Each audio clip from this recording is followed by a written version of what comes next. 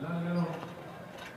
Están metiendo la mayoría de estos camino participante número 5, Felipe. En la nueva parte de esta número 2, Rodríguez, jugando rápidamente, número 3, Terremoto.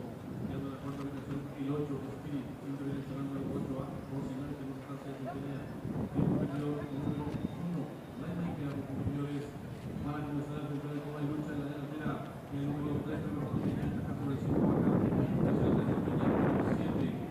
Olimpo, cuarto ubicación, el 8, Spirit, en la quinta ubicación, el número 8A, Rocinante, no se casi desempeña el 2, Rey Ascético.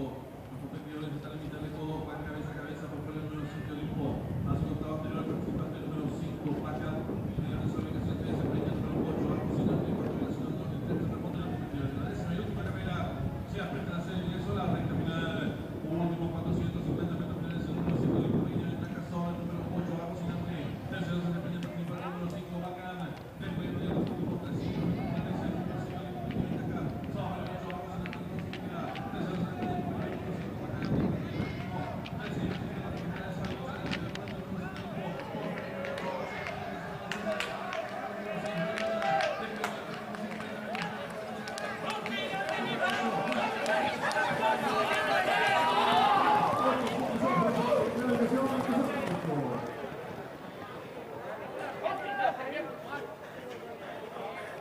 Mm-hmm.